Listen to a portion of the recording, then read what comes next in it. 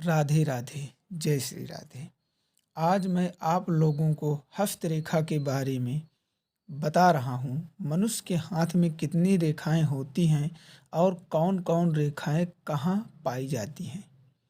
कहा जाता है कि हर प्राणी के हाथ में 7 प्रधान रेखाएं होती हैं।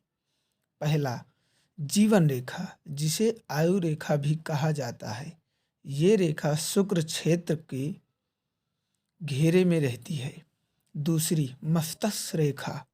ये रेखा करतल के मध्य में एक सिरे से दूसरे सिरे तक जाती है। तीसरा, हृदय रेखा।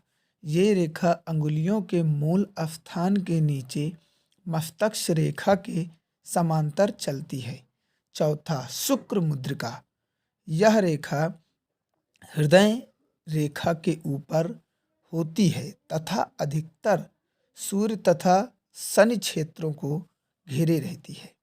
पांचवा, स्वास्थ्य रेखा। यह रेखा बुध क्षेत्र से आरंभ होती है और हाथ के नीचे की ओर चली जाती है। छठवां, सूर्य रेखा। यह रेखा हथेली के मध्य भाग में प्रारंभ होकर हाथ के नीचे तक जाती है। सातवां, भाग्य रेखा। यह रेखा हाथ के मध्य में होती हुई मणिबंध से आरंभ होकर शनि क्षेत्र तक जाती है। इनके साथ 5 सहयोगी रेखाएं होती हैं। पहला, मंगल रेखा। यह रेखा क्षेत्र से आरंभ होकर जीवन रेखा के अंदर से भाग तक जाती है।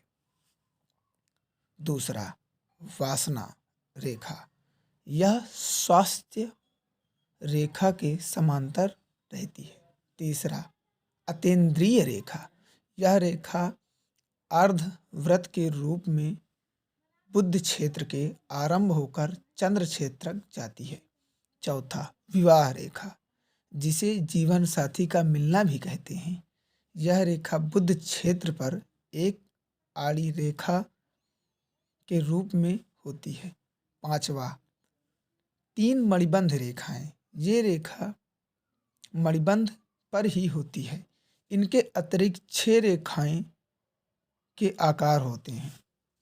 पहला, जीवन रेखा। इस रेखा को शक्ति रेखा भी कहते हैं। दूसरा, मस्तिष्क रेखा। इस रेखा को प्राकृतिक एवं प्रशंसा रेखा भी कहते हैं। तीसरा, हृदय रेखा।